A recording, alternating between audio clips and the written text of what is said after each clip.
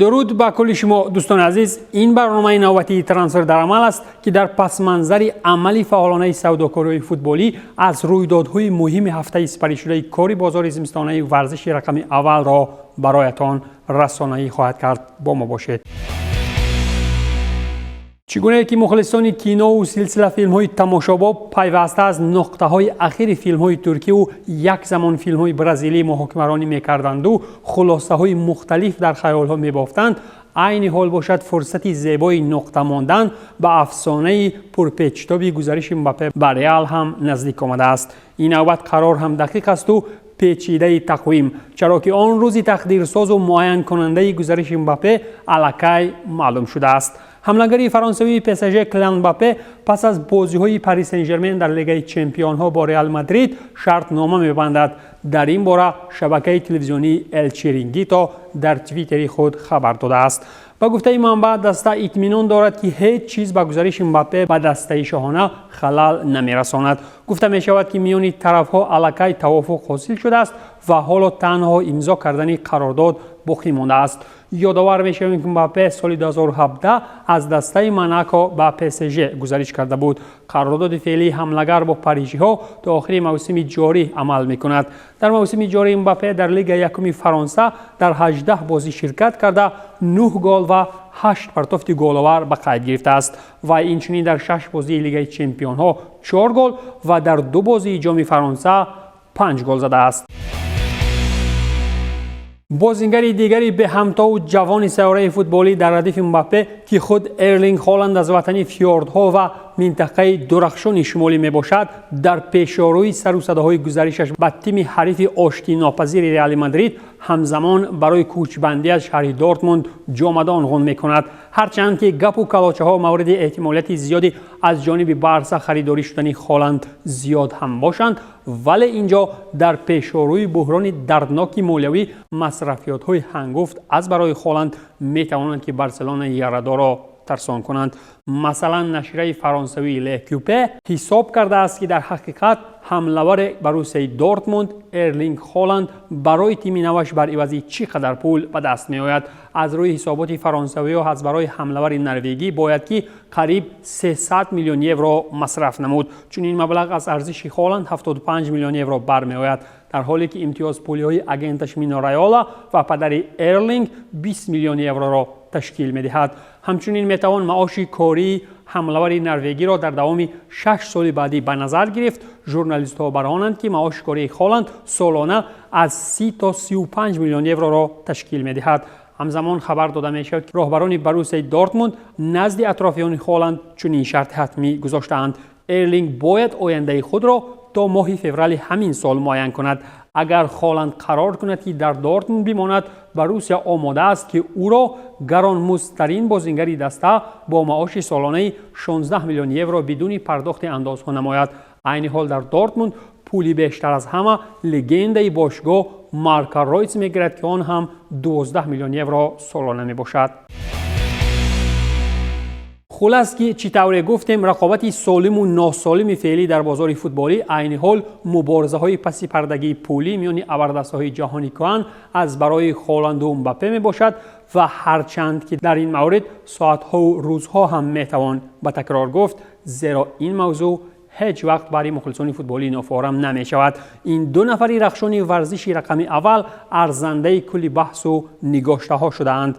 ما در همین راستا باید یادآور شد که برای منچستر سیتی حمله‌ور بروسیا دورتموند ارلینگ هالند چون نقشه اساسی ترانسفری بوده، در تابستان شهری‌ها برای این نروژی مبارزه به امان خواهند برد. منچستر سیتی نیت دارد که در فرصت‌های نزدیک با نزدیکان هالند به علاقه برآید. در این میان ریال پیشتاز اصلی در راه به دست آوردن هالند محسوب یافته، بسیاری‌ها بر آنند که بارسلونا با این تیم ها رقابت کردن نمیتواند. در این اسنا دسته‌های باواریا، منچستر یونایتد و پاریس سن ژرمن نیز نسبت هالند اشتیاق خاصه داشته. میتوان گفت که امکانیت‌های من سیتی بیشترند. اگر من سیتی هالند را خریداری کردن نتواند، در این صورت به واریانت‌های دیگری و مثال حمله‌ور ریال سوسیداد الکساندر ایساک و حمله‌ور فیورنتینا دوشان ولاهویچ روی می آورد. استثنا نیست که شهری‌ها دیگر باره به حمله‌ور تاتنهام هری کین توجه می‌کنند.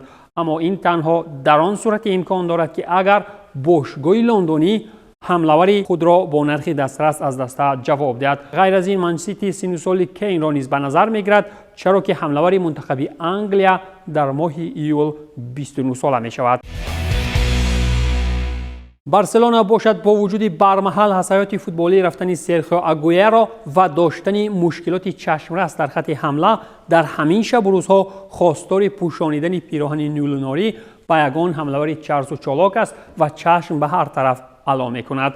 از با اعتمادترین سرچشمه خبری فابریسیو رومانو در همین زمینه میگوید که راهبریت و سرمربی یوونتوس ماسیمیلیانو آلگری با آلوارو ماراتا ملاقات کرده با او خبر دادند که اگر جایگزین او را به اجاره نگیرند با گزارش آلوارو به بارسلونا اجازت نمیدهند. در این حالت ماراتا تا آخر موسم در یوونتوس باقی میماند. هرچند قبلا خبر داده شده بود که انتقال او به بارسا عملا موافقه شده است، حالا تورینی‌ها در جستجوی حمله‌آور مرکزی اند. آنها با ماورو ایکاردی از PSG و لوئیس سوارز از اتلتیکو گفت و شنود دارند، اما تاکنون یگان مشخصات نیست. همزمان علاوه باید کرد که از روی معلومات ال ناسیونال بارسلونا نسبت یولیان دراکسلر 28 ساله از PSG توجه خاصه داشته. تیم پاریژی دراکسلر را بازیگر کلیدی نمی‌حسابند. راهبریت PSG می‌خواهد بازیگر خود را برای عوض 15 میلیون یورو جواب دهد. خلاص که بارسلونا با وجود به آهستگی به اعتدال آوردن وضع در سنگر نیلوناری از جانب خاوی اخیراً در همین شب و روزها بازیگر نوبتی را به صف خویش شامل خواهد کرد. اما بر زمین مشکل اصلی و سببگار دردسر برای راهبران بارسا این موضوع بحث و حل قضیه سری تمدیدکنی شرطنامه با عثمان دمبله می باشد. فرانسوی 24 ساله تا به حال با کاتالونی‌ها در خصوص تمدیدکنی شرطنامه فعلیش به موافقت نرسیده است و می تواند تابستان به پول بارسلونا را ترک کند. از روی معلومات لکوپه دمبله نیز از نقشه‌های آینده سازی باوریا می گردد اگر که دسته میونخینی را فرانسوی دیگری کینگسلی کمان با انجام موسم جاری ترک نماید.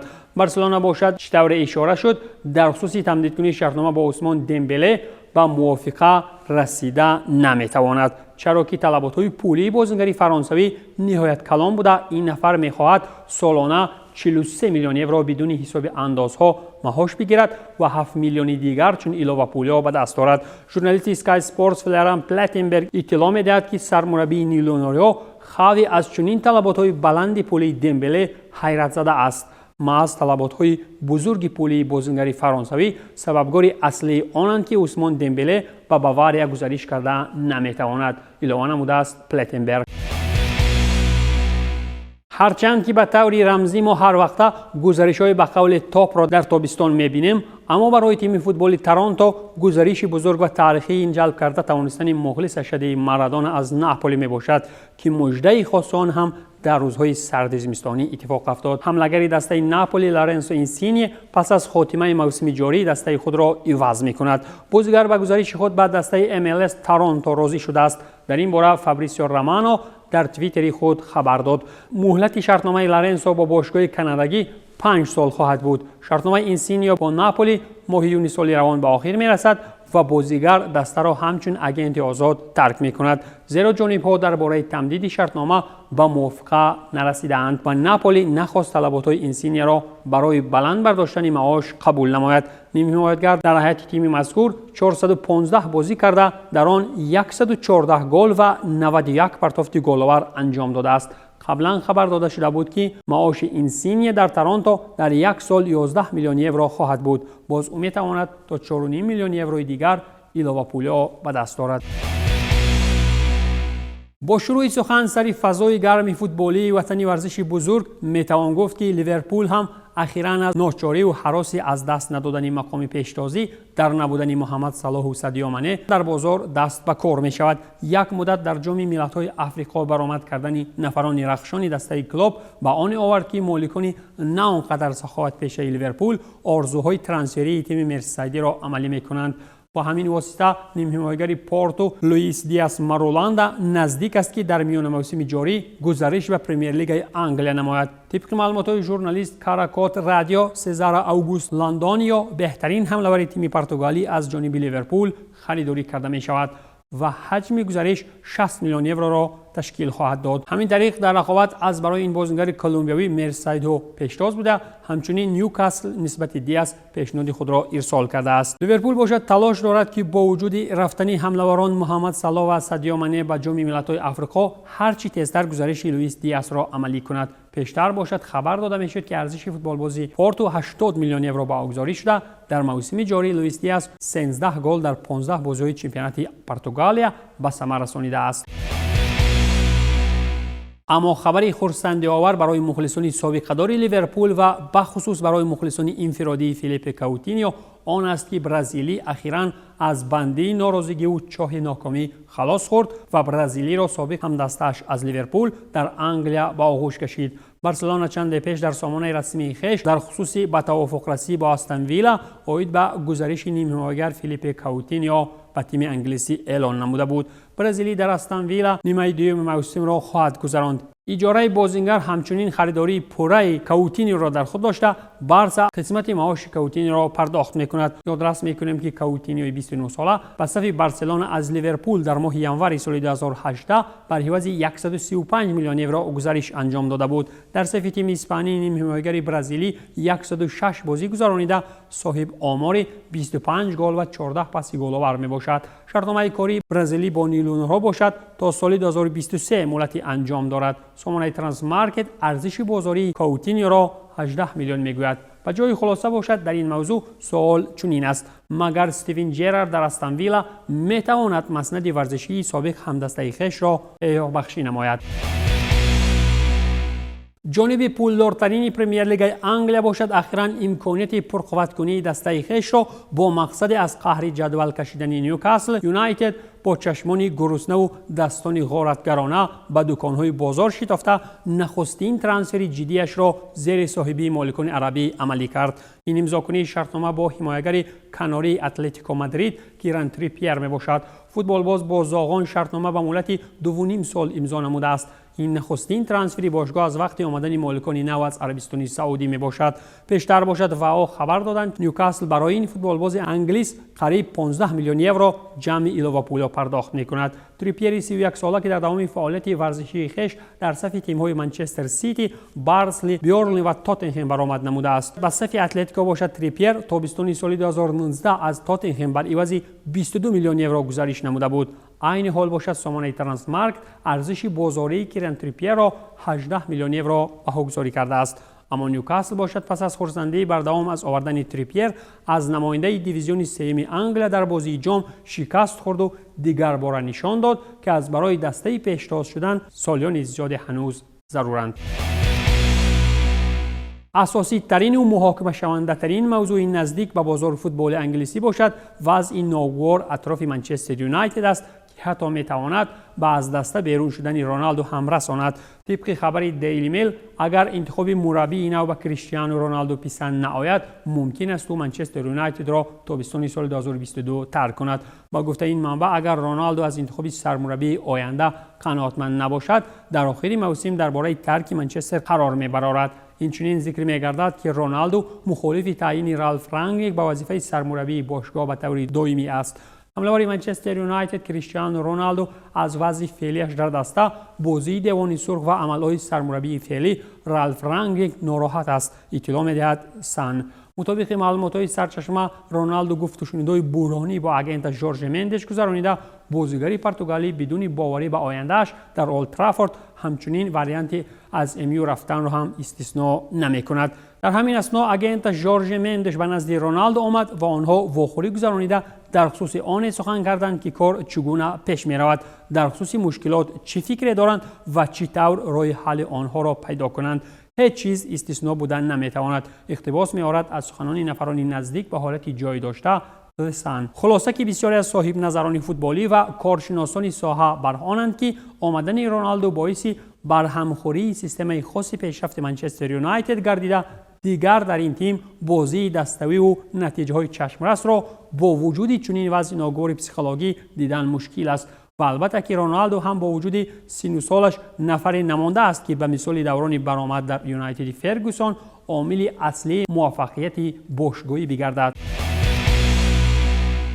در سری آ باشد با امید نگاه داشتن برقراری نتیجوی در چمپیونات و پوشانیدن خطری پس از رفتن ولاخویچ در تابستان، فیورنتینا حمله‌ور منتخب لهستان را به هیئت شامل کرد. این هم در حالی است که دوشان ولاخویچ خواه و ناخواه از تیم می رود و الکساندر کاکارین با گرفتن جایزه بدترین بازیگر موسم و گلزنی ها در بازی تمرینی دیگر کاری از دستش نمی آید.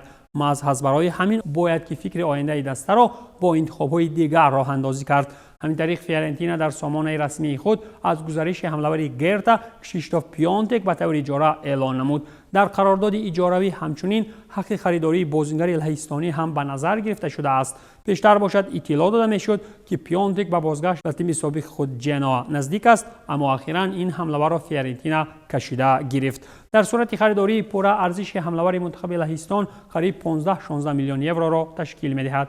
یادداشت می‌کنیم که پیانتک در ماه ینوری سال 2020 بازیگر گرتا گردید، زمانی که از میلان برای عوض 24 میلیون یورو خریداری شده بود. در موسم جاری او صاحب آمار 1 گل و 1 پرتافت گل‌آور در 10 بازی کلی مسابقه ها است. فیورنتینا باشد پس از 19 دور سری آ با کسب 32 گل در موقع ششم جدول مسابقه می باشد. دوستان عزیز، این بود کلی آن مطلب‌های مهم ترانسفری که تا به حال در عالم فوتبال رخ دادند. با امید عملی شوی گزارش‌های بزرگی ترانسفری تنسیت و پیروز باشید. خیر تا برنامه دیگر.